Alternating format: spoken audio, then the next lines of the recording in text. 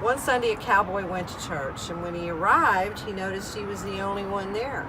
The preacher asked the cowboy, do you still want me to preach?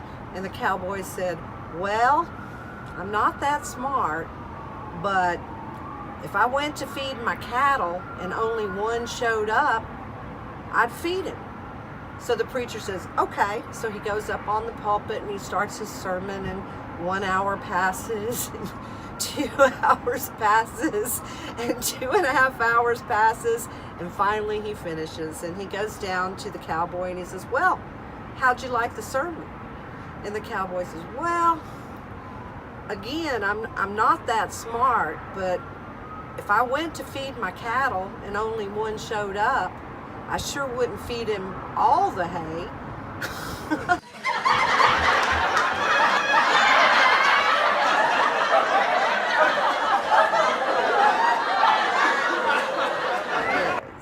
There were 3 boys playing in the schoolyard, and they were bragging about their dads. And the first boy says, my dad scribbles a few words on a piece of paper and he calls it a poem, and they pay him $50. And the second boy says, well, my dad scribbles a few words on a piece of paper and they call it a song, and they pay him $100. And the third boy says, I got you all beat. He says, my dad scribbles a few words on a piece of paper and he calls it a sermon, and it takes 8 people to collect all the money.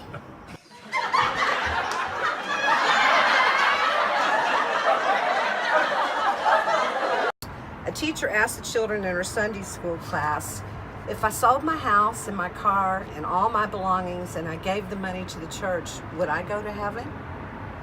And the classroom full of children says, no. And she says, well, if I went to church every day and I cleaned the church and I mowed the lawn and I kept everything nice and tidy, would I go to heaven? And the kids all said, no. And she says, well, what would I have to do to get to heaven? And a little 5-year-old boy stood up in the back of the classroom and he says, you would have to die.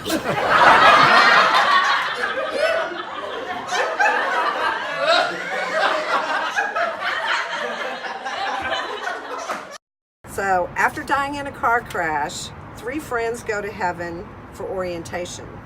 And they're all asked the same question. When you're in your casket and your friends and family are mourning you, what would you like them to say about you? And the first friend says, well, I'd like to hear them say that I was one of the greatest doctors of my time and a very great man.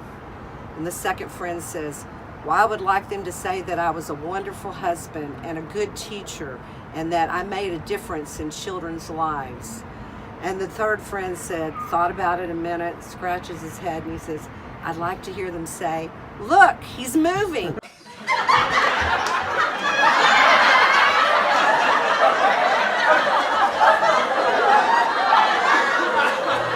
You know, when I was 5 years old, I wanted to go to medical school. Oh yeah? Why didn't you? Well, they wouldn't let a 5-year-old into medical school. What's the stupidest answer to a question? I don't know. Exactly.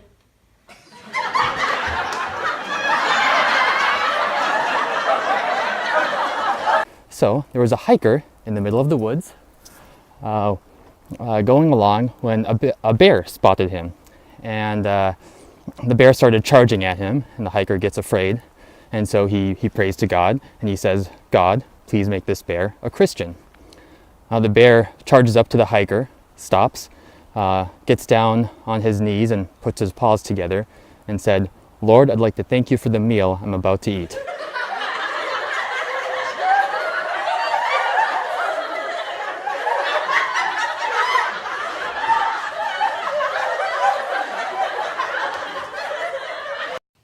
What did the burp say to the other burp? Let's be stinkers and go up the other side.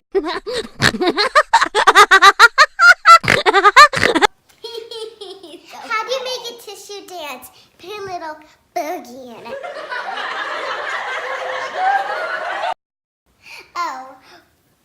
Why is the elephant big, wrinkled, and gray?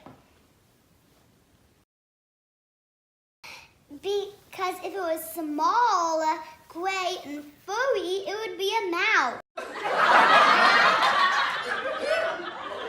And what if you were in a box full of water and there's no way out, and it's imaginary? How would you get out? Stop imagining it. Knock. Who's there? Banana. Banana who? Knock, knock. Who's there? Banana. Banana who?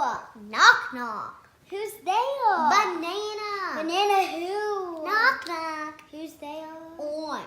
Orange who? Aren't you glad I didn't say banana? Knock, knock. Who's there? Private school. Private school who? It's private. Knock, knock. Who's there? Nunya. Nunya who? Nunya beeswax. Knock, knock. Who's there? Will you remember me in a week? Yes. Will you remember me in a year? Yes. Will you remember me in a day? Yes. Knock, knock. Who's there? See, you forgot me now.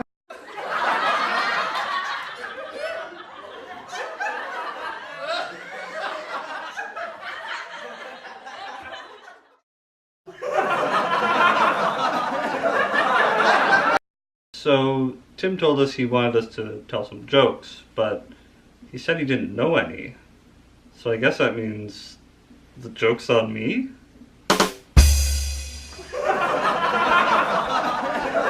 So I was trying to get a little healthier, so I asked Tim for some advice. He told me to start swimming and drink more water. Well, now I'm drowning in health advice. So you may notice my hair is getting kind of long, and I was thinking about getting it cut, but it's starting to grow on me. Kai, it's my dad's 90th birthday. Do you want to tell him a joke? Okay, let's tell him one. What does a dog...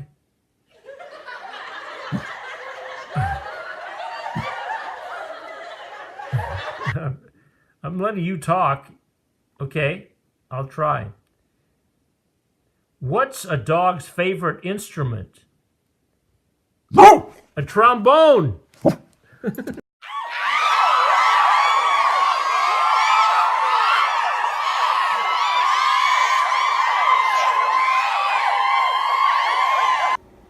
Hi, welcome to Jokes with Ben. Are you ready, Ben? What did the Dalmatian say after he ate dinner? That hit the spot.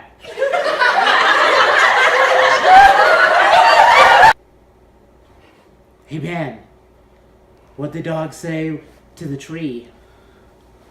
Bark!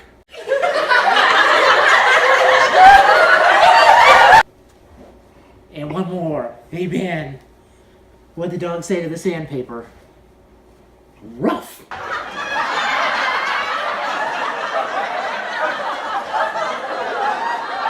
So Dan came up with this silly idea. He wants us all to tell jokes. Jokes? Yeah, we're just not joke tellers.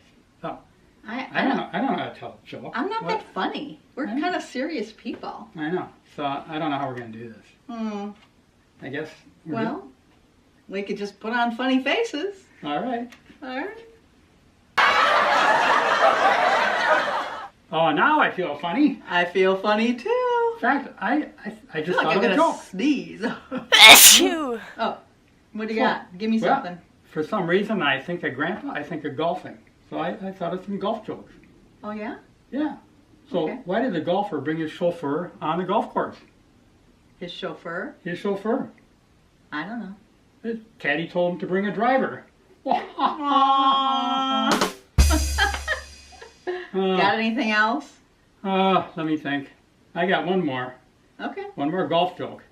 So, why did the golfer bring out a handkerchief? A handkerchief? A handkerchief. On the golf course? On the golf course. I don't know. Why? To eliminate his bogeys. Okay. So, don't you have any jokes? You gotta tell the joke. Well, I got a food joke.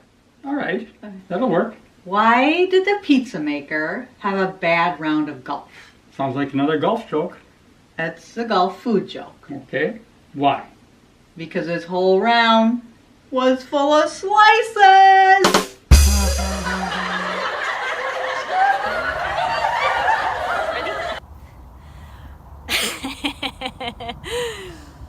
Hi there. I just flew in from Florida and man, my arms are feeling really tired.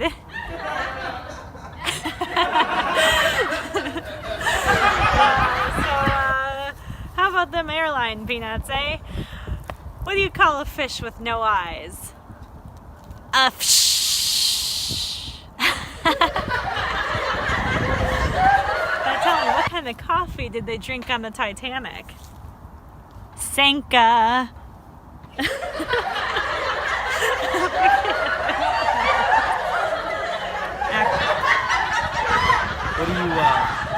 What do you call a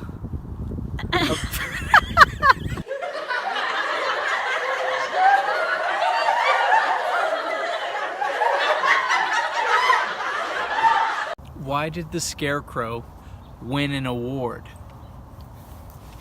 Because he was outstanding in his field.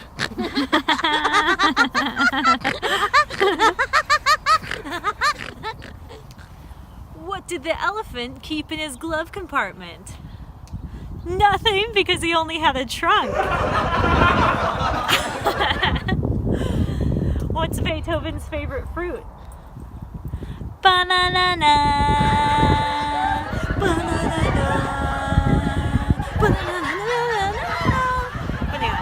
It's banana. Okay. So what do you call a sleepwalking nun? I think that's called a Roman Catholic.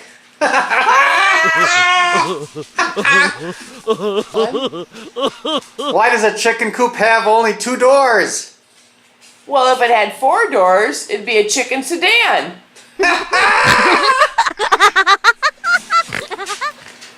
What do you call a sleeping dinosaur? A dinosaur! Here's another one. What do you get when you drop a piano down a mine shaft? A miner? A flat miner!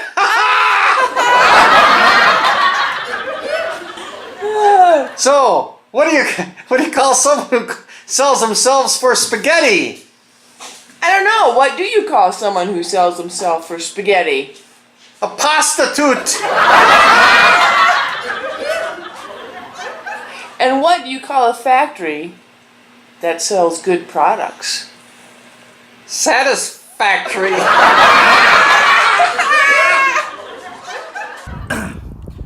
What do you call a bagel that can fly? A plain bagel.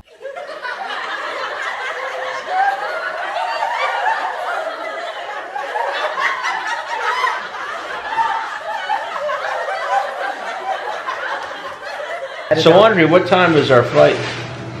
I don't know, I think around 1 o'clock. Well, I think, are we on the same flight? I think we're on the first leg together, but not the second leg. My right leg. My right leg and your left leg. Why are you laughing? It's not that funny.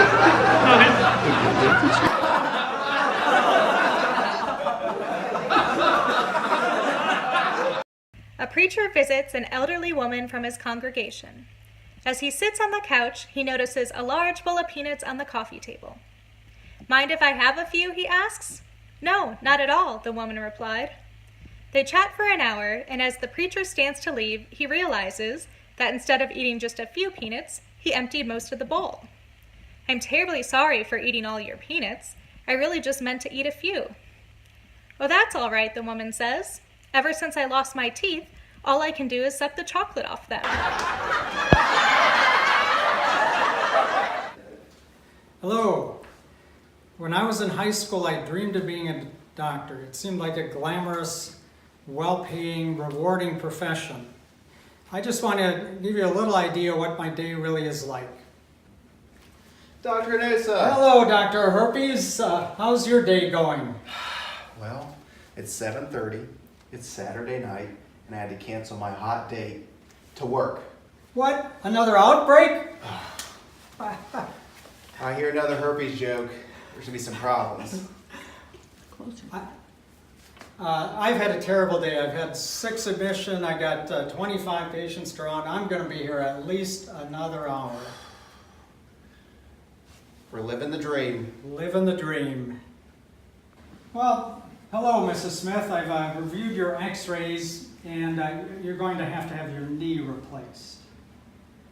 Great. Will I be able to play the violin when the operation is over?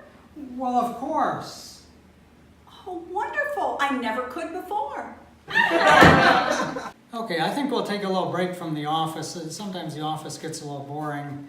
In the mornings, I usually make my hospital rounds, and I get to see patients there, but then I also get to visit with a lot of the doctors that I don't get to see otherwise. So one of my favorite doctors is Dr. Hart, a cardiologist, and the other day he was telling me about an argument he had with his wife.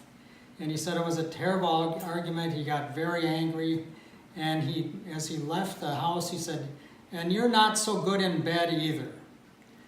So I'd like to reenact that.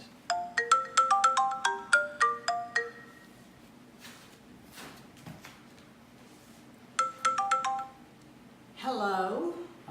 Hello, what took you so long to get to the phone? I was in bed. Well, what are you doing in bed this late? Getting a second opinion. Okay, we're going to go back to the office now, and I'm going to again show you what a few more of my patient visits are like. Good morning, Mrs. Brown. What can I do for you today? Well, doctor, I always see spots before my eyes. Well, don't the new glasses help? Sure. Now I see the spots much clearer. Good morning, Mrs. Green. Take a seat while I see you have taken a seat. I've got some bad news and then some very bad news for you today.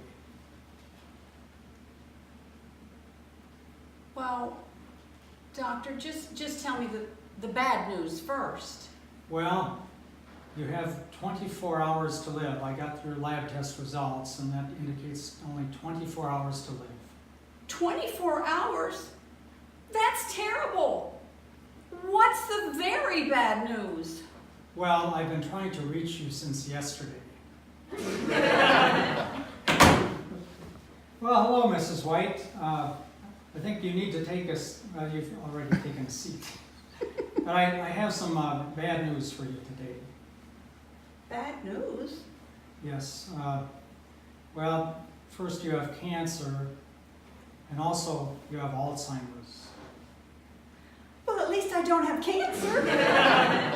Well, I hope you enjoyed my day at the office. I just got home, and things are never, there's always something at home too that has to be fixed. Today we had a pipe burst, and we had to call the plumber, and well, Robin, did that plumber get here and fix that darn pipe? Yes, he did. Is he still He's here? here now. Oh, hello. Hey, Dr. Noosa. Got this bill for you. $600? That's outrageous. I don't make that much, and I'm a doctor. Well, hey, I didn't make that much either when I was a doctor. Welcome to Houston, Texas. It's rodeo week here in Houston, and we want to take this opportunity to say happy birthday to Ralph with a few riddles.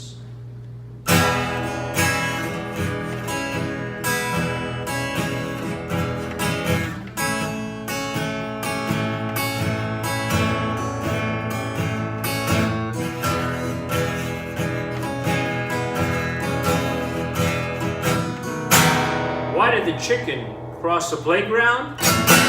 To get to the other slide!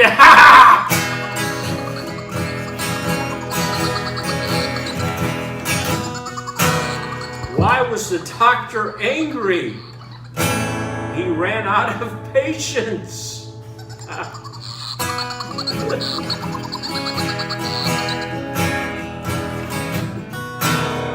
What do you do with a sick boat? You take it to the dock.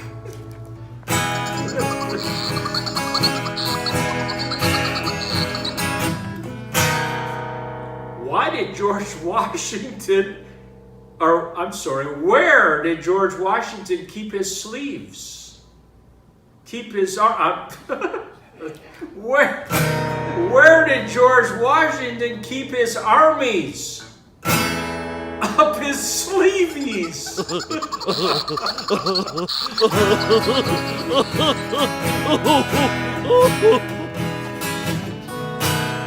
How did the giant know Jack was coming?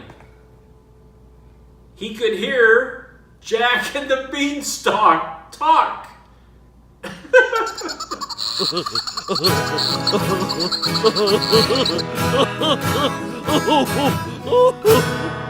What kind of herb is green and sings?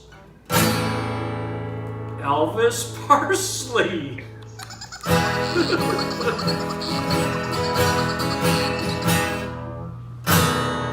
How should a frog get out of a paper bag? Rip it!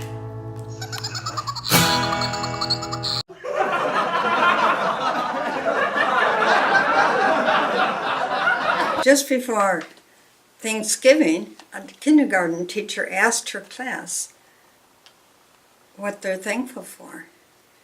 And finally, one little boy raised his hands and he said, "I'm thankful I'm not a turkey." As they were on their way to church one Sunday, a Sunday school teacher asked her little children, "And why is it necessary to be quiet in church?" And one little bright-eyed girl replied, "Because people are sleeping."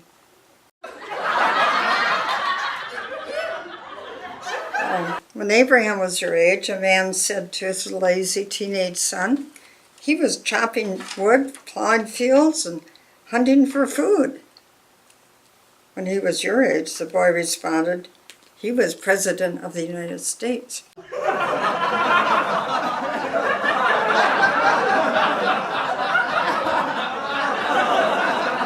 The girl wanted to know why her father brought home so much work. Her mother explained that he was unable to get it done in the office. The little girl then asked, "And why don't they put him in a slower group?"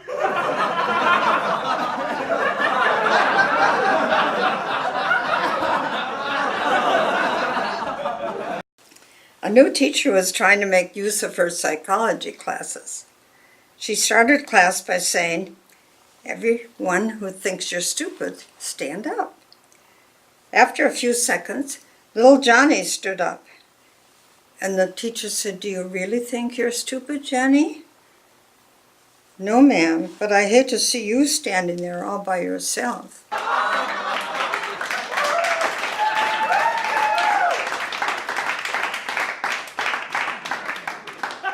One boy, whose father was a salesman, was bragging that all his father had to do to sell a car, and he made $50. A second boy, whose father was a lawyer, said, "That's nothing. My father merely gives advice, and he collects $500.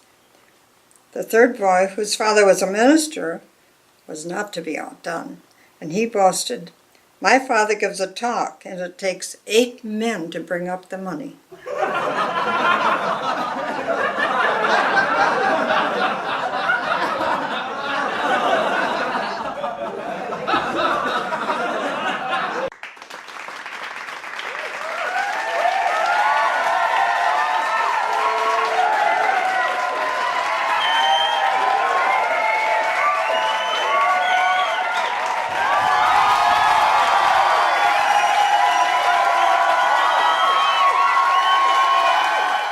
Now, being a retired minister, of course, my jokes possibly have to do with my experiences in the ministry. And one of the jokes that I many times have used in different ways is about the pastor who was new in the congregation, and every time he went through the line after the sermon, a parishioner would say, "Warm sermon, pastor, warm sermon." Well, after a while he got a little curious what that really meant, and so he asked one of his trusted councilmen, who he could confide in a little bit. He said, "Well, what does he mean when he keeps saying warm sermon?" "Well, pastor," he said, "I hate to tell you, but I think he means it was not so hot."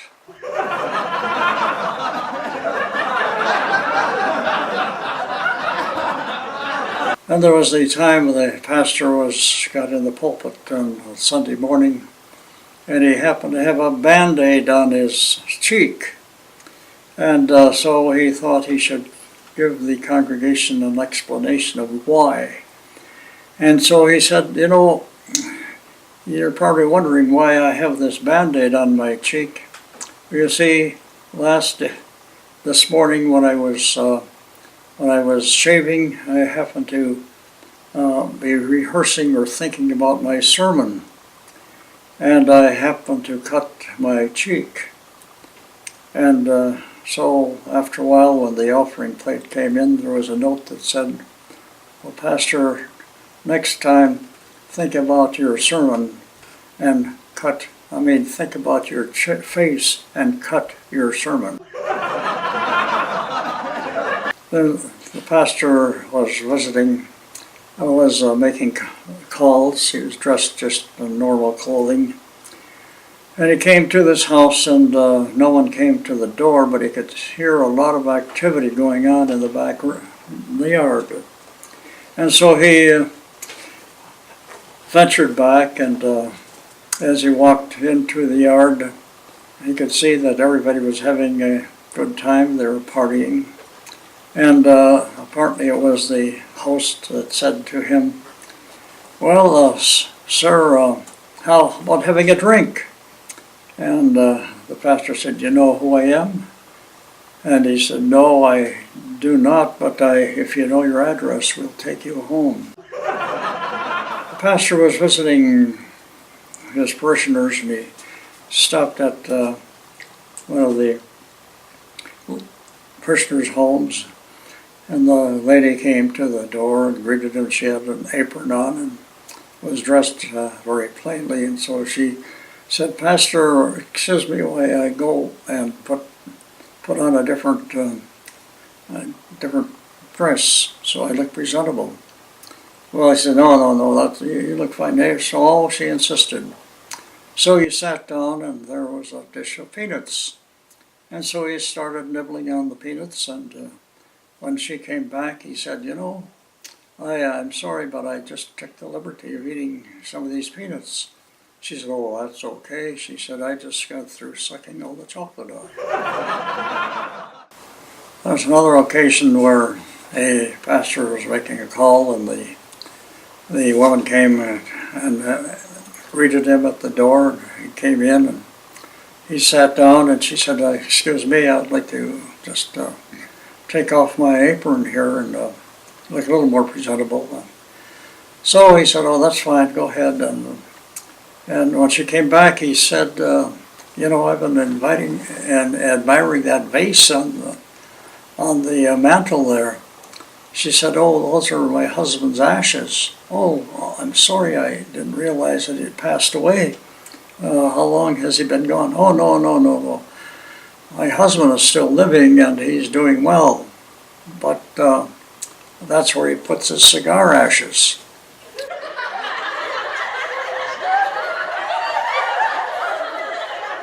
There's a man and his wife. They were a little bit on the backward side. But anyway, the wife said she's going to go to the doctor and have a physical. And he said, "Well, while you're there, why don't you ask him why you can't conceive and have any children?" And so she went there and she asked him, and she came home. He asked her, "Did you ask about the possibility of having children?" And she said, "No. The doctor said it was impossible for me to have any children, and if I did, it would be a mackerel."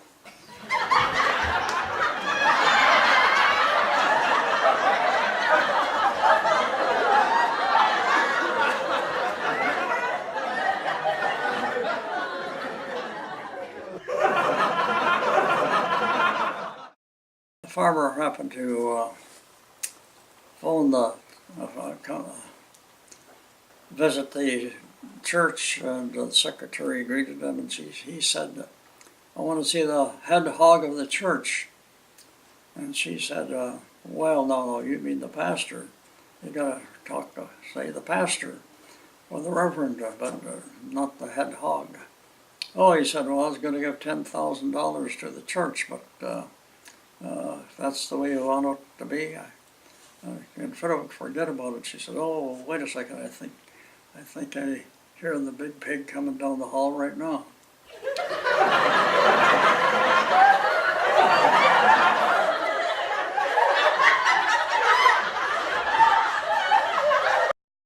The pastor said to the congregation, "You know, I've had a lot of funerals. I've had almost one funeral a week."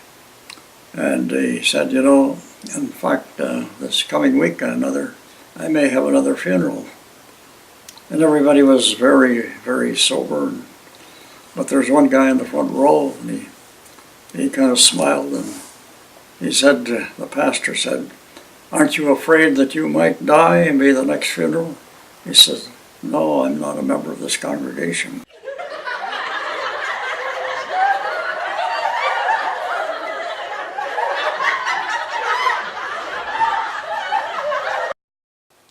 There's a time the pastor's wife happened to, the pastor happened to go into the hall closet, and he found a box there with one egg in it.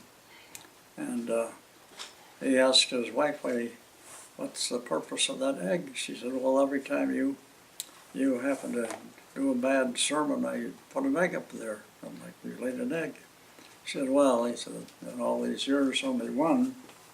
That's not too bad." She said, "Oh, well, really, when I got a dozen, I sold them all."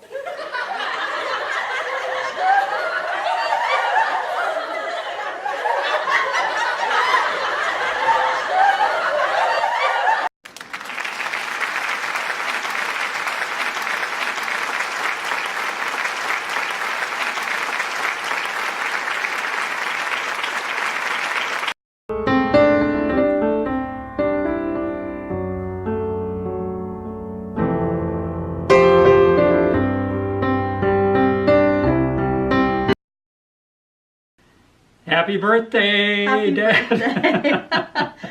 Thank you for suffering through this. So I hope you enjoyed my funny jokes, Ralph, and I just want to say happy 90th birthday from Houston, Texas. Well, happy birthday again. I love you, and looking forward to the next time I see you. Bye. Happy birthday, Grandpa Ralph! Happy birthday, Grandpa Ralph! Happy birthday. Happy birthday to you! Happy birthday, Dad! Happy birthday, Ralph! Love you! Love you! Happy birthday to Ralph.